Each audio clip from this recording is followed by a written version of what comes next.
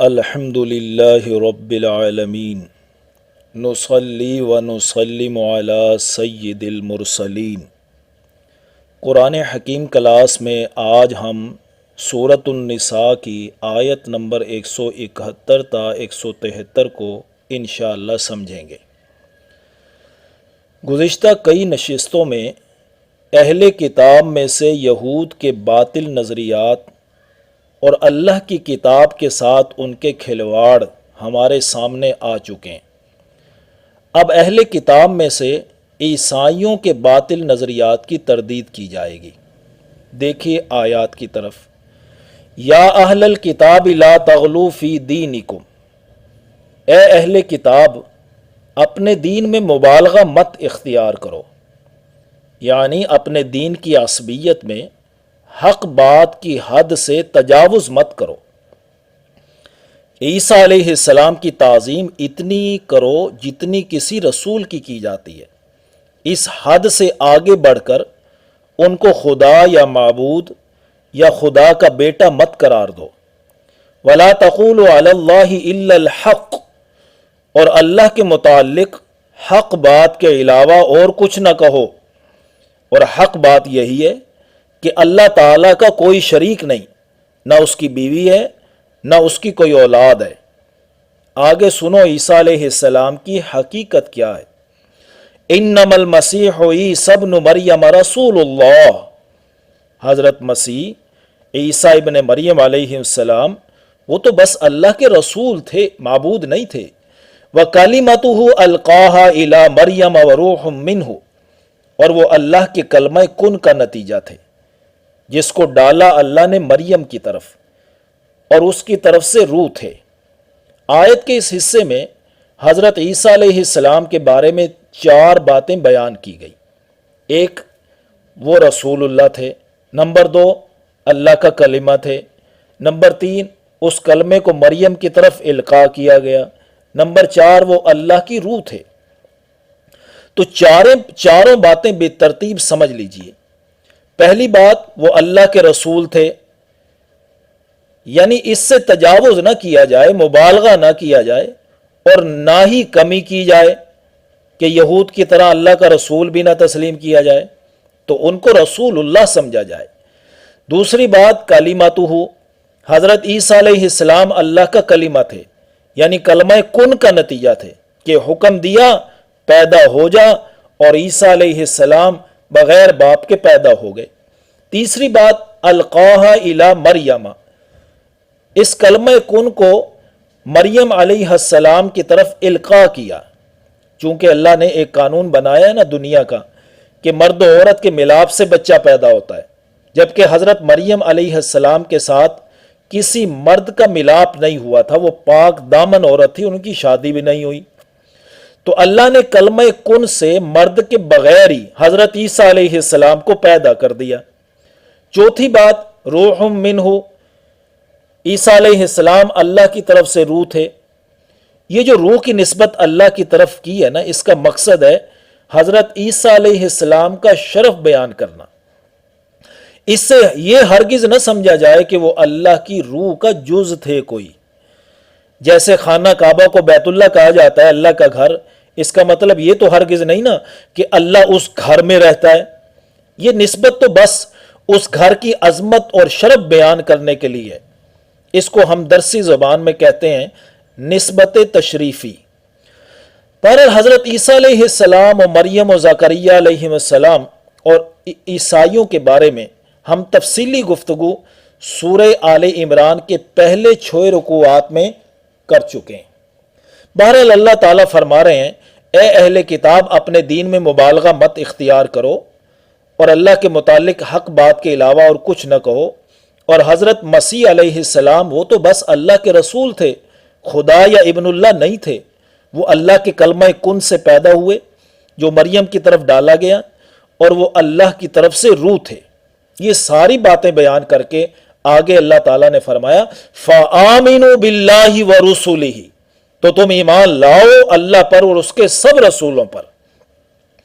اللہ پر ایمان لاؤ یعنی اس کی ذات و صفات میں کسی کو شریک نہ ٹھہراؤ، اور سب رسولوں پر ایمان لاؤ تو اس میں حضرت عیسیٰ علیہ السلام اور نبی کریم صلی اللہ علیہ وسلم بھی شامل ہیں. سب پر ایمان لاؤ اور اللہ اور رسول کی تعلیمات کے مطابق اپنے نظریات اور عقائد کو درست کرو.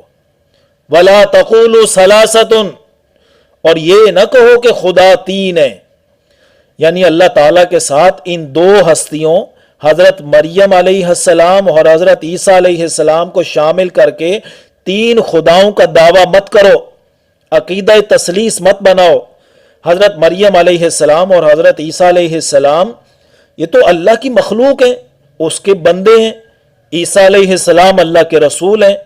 معبود برحق تو صرف ایک ہے اور وہ ہے رب کائنات، اللہ ذوالجلال والاکرام کی ذات عالیہ. آگے فرمائے انتہو خیر لکم، ان شرکیہ نظریات سے باز آ جاؤ، یہی تمہارے لیے بہتر ہوگا، کیونکہ اصل حقیقت تو بس ایک ہی ہے اور وہ یہ ہے انما اللہ الہ واحد، بس اللہ ہی اکیلا معبود ہے. سبحانہ ان یکون لہ ولد، وہ اس بات سے پاک ہے کہ اس کے کوئی اولاد ہو. اولاد کا تصور تو وہاں ہو سکتا ہے جہاں یہ تصور ہو کہ اللہ جیسا بھی کوئی ہو سکتا ہے، اور جہاں فنا ہونے کا تصور کیا جا سکتا ہے وہاں اولاد کا تصور ہو سکتا ہے. جیسے باپ ختم ہو جاتا ہے تو آگے اولاد کی ضرورت پڑتی ہے.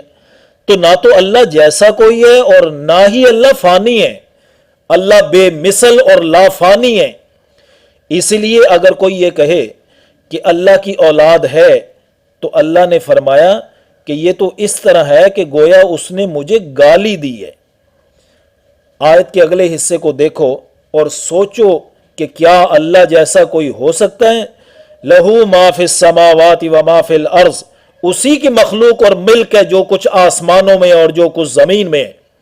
وکفا باللہ وکیلا، اور اللہ کافی ہے بطور کارساز، باقی سب عاجز و محتاج ہیں. سارے عالم کی نگہداشت اور انتظام کے لیے اللہ ہی کافی ہے. اس لیے اولاد کی اس کو کوئی ضرورت نہیں ہے. اولاد کی ضرورت تو اس لیے ہوتی ہے کہ باپ کا ہاتھ بٹائے اولاد اس کے قائم مقام بن جائے. آگے فرمایا لن یستنکف المسیح ان یکون عبدا للہ، حضرت مسیح علیہ السلام اللہ کا بندہ ہونے سے ہرگز آر محسوس نہیں کریں گے، کیونکہ اللہ کی بندگی تو ان کے لیے باعث شرف و کمال ہے جس پر ان کو فخر ہے. ذلت و نفرت تو اللہ کے سوا دوسروں کی بندگی سے ہوتی ہے، کیونکہ وہ بھی اللہ ہی کی مخلوق ہیں. بقول اقبال، ایک سجدہ جسے تو گرا سمجھتا ہے، ہزار سجدوں سے دیتا ہے آدمی کو نجات. آگے فرمایا وَلَلْ مَلَائِكَةُ الْمُقَرَّبُونَ، اور نہ ہی مقرب فرشتے اللہ کی بندگی سے آر محسوس کرتے ہیں. وَمَنْ يَسْتَنْكِفْ، یہ سنو بات اللہ کی، وَمَنْ يَسْتَنْكِفْ عَنْ عِبَادَتِهِ وَيَسْتَكْبِرْ فَسَيَحْشُرُهُمْ إِلَيْهِ جَمِيعًا، اور جو کوئی بھی اس کی عبادت و بندگی سے آر اور تکبر کرے گا تو اللہ ان سب کو اپنے پاس جمع کرے گا، پھر جمع کر کے باز پرس کرے گا. تو دو طرح کی طرز زندگی کے دو طرح کے نتائج نکلیں گے.